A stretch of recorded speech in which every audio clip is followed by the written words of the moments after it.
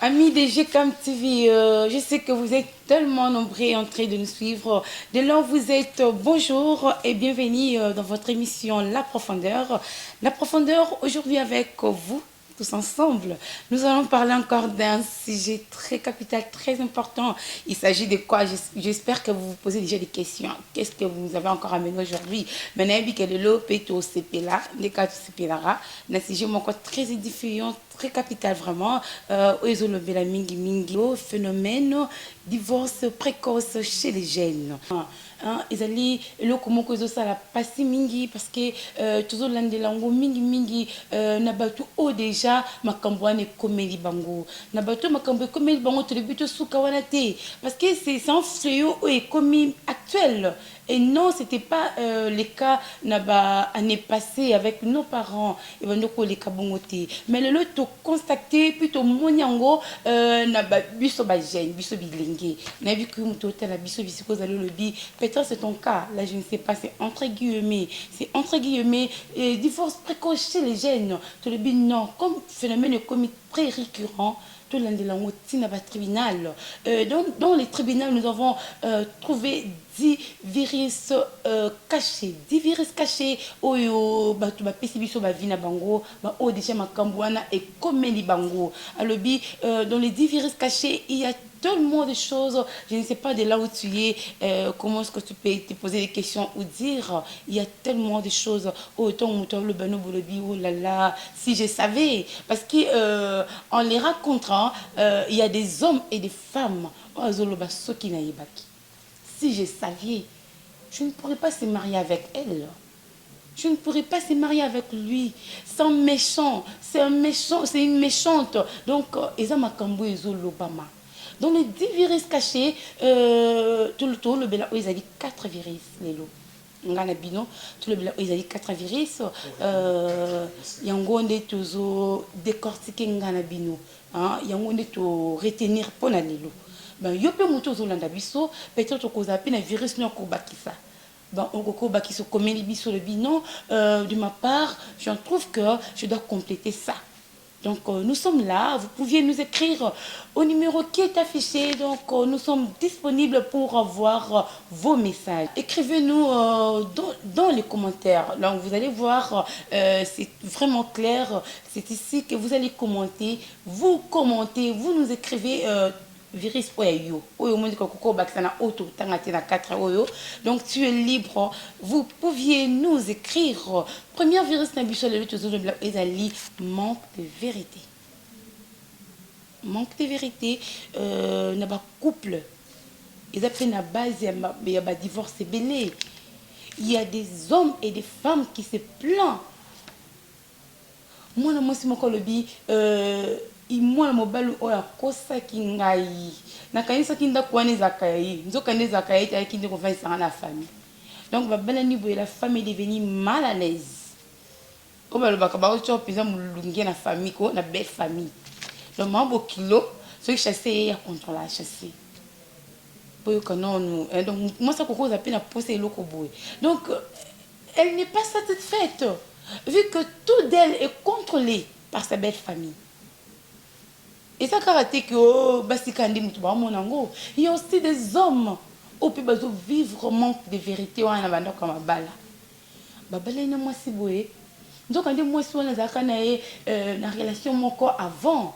Oui, avoir une relation de boité qui cause à la poye ba mais donc yo botaka na yo mo bombela mo bel wana ko botaka et puis ton mobala nindi mobala ko découvrir on a yé moko ils étaient que yo moi ndo ébicier mais na yé moko na découvrir bon mona que eza à la base na makambo belé na ba divorce belé hein donc au mona mutu donc ils a été.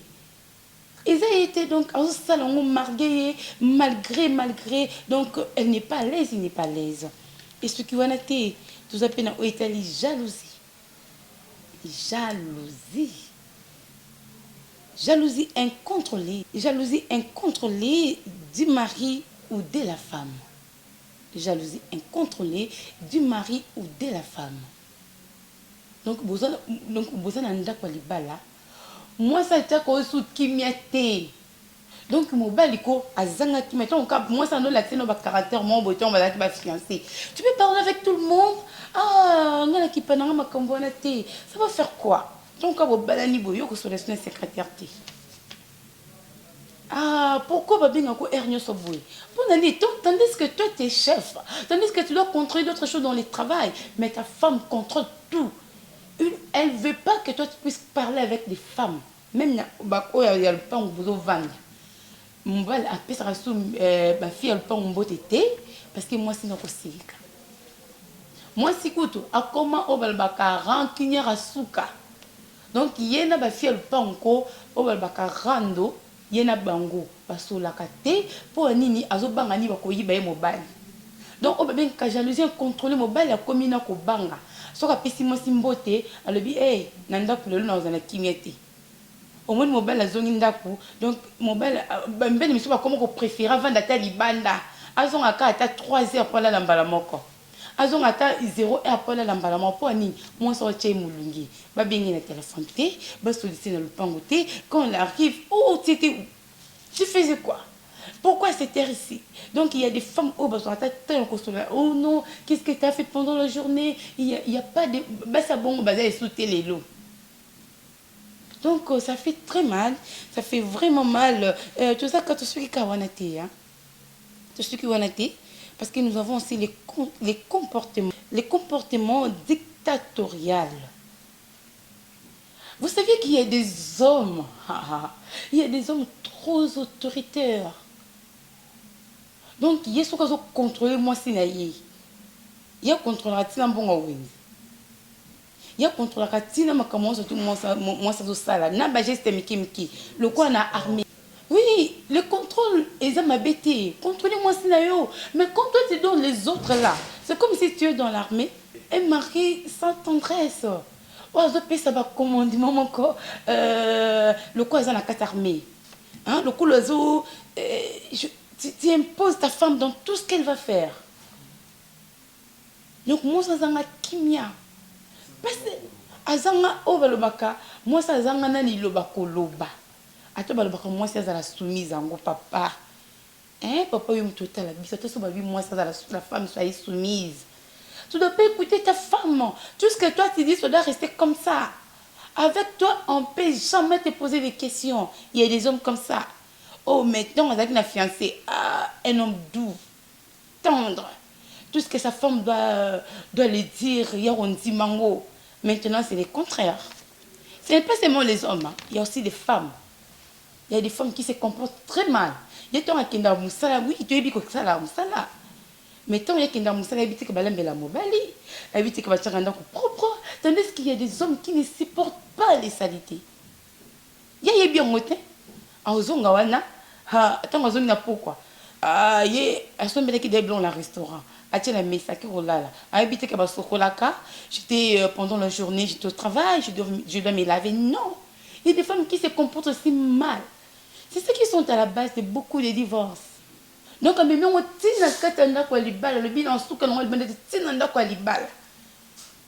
pour elle, pense que c'est normal, tandis que c'est anormal. Donc, au moins, on a un comportement, moi, je bien à bah tu vas écouter le bal ne sengo parce que bah vous êtes fiancé na bon na kimia mais na kasa ndoko le bal ba bimi so ezali caractère hein yango ezali à la base il y a ba divorce précoce na kasa ndoko le bal ba to comme c'est bizarre na bango hein ce qui n'est pas bon c'est ce que nous refusons. Parce qu'il y a des hommes qui se oh bah comme ils là et ça l'a passé hein mon toi bala qui te bête les milolo oh là là là là là te bête les mois te sepeli te bois qui va flair mais après 2 semaines après 2 mois après 3 mois moi ça comme il là mon bala comme il là tandis que bango mi balé babala les qui ne sengo to comme le ba oni oh diable tout à la cas diable était hein comportement na yo moi si comportement na mobile ezandengeni vraiment tout à la cas diableté tout à la cas on a mon bali akuma benga na moi si on benga mon chéri mon tout akuma benga les diables incarnés donc toi tu es le diable en personne comme tu es là au moins ni mobile o ba ndoko benga on ba kombo yo surtout ya bien wana mais là comme ko pesa ba kombo ezali satan en personne hein surtout ni bien ko bala hote Et ça peut basi me pas ça non ba ne combat dragon.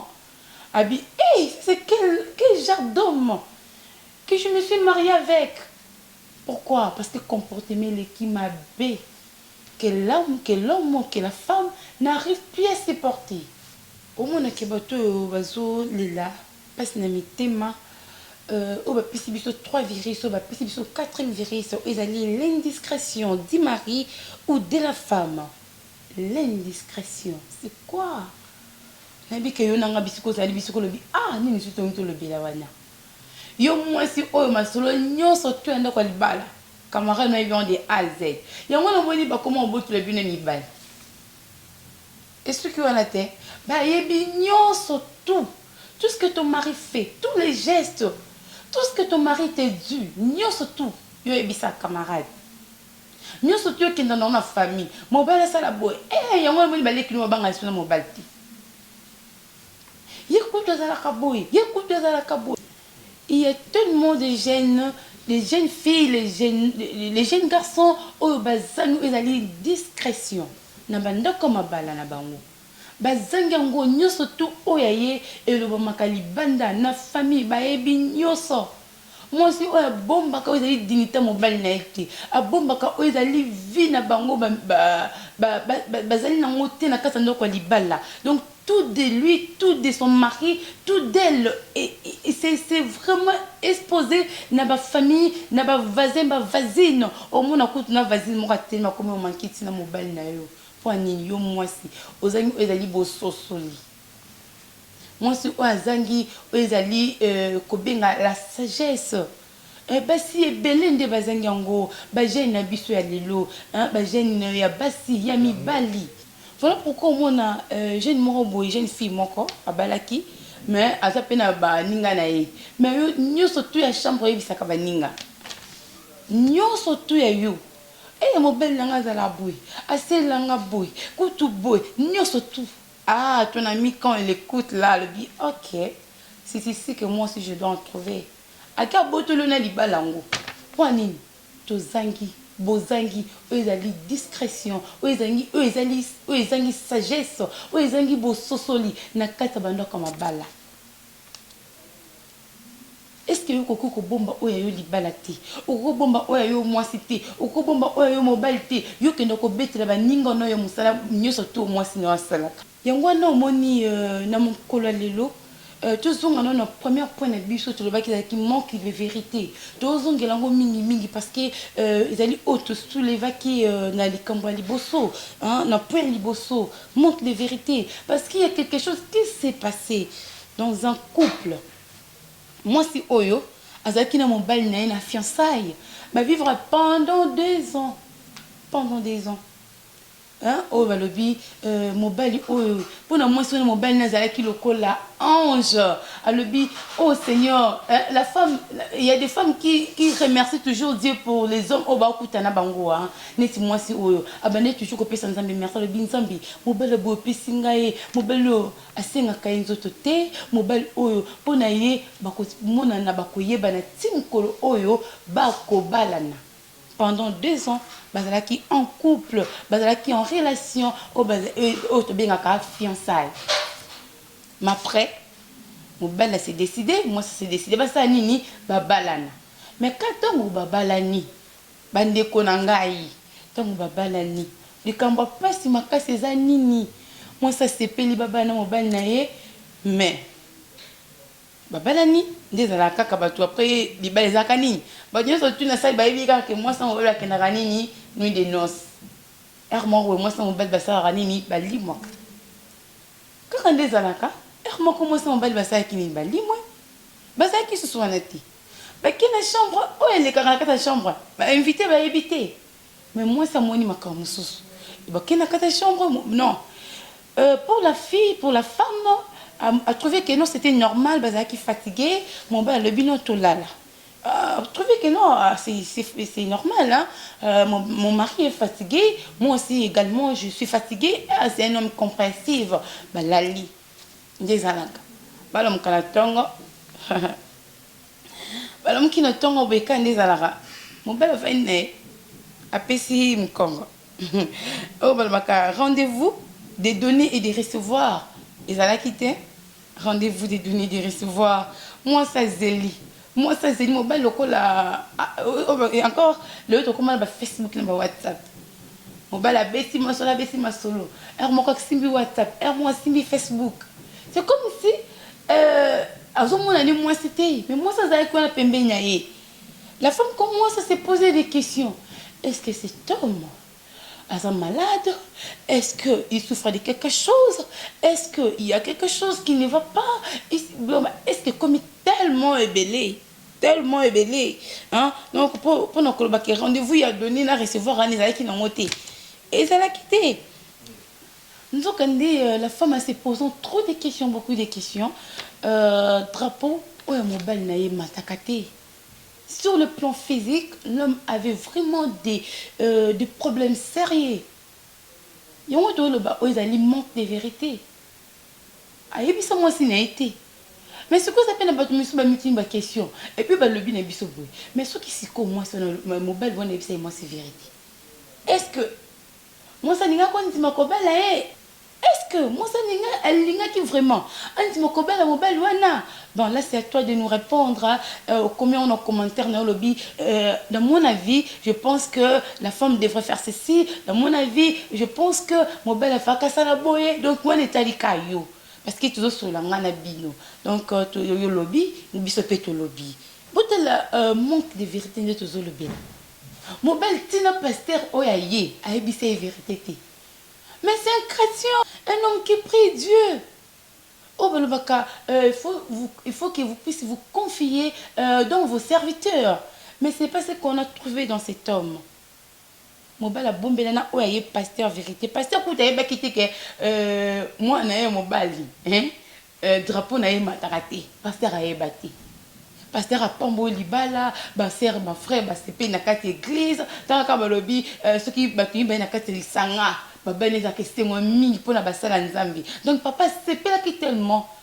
Mais après, il était dessus d'écouter les cas, de découvrir ce qui était l'homme en personne.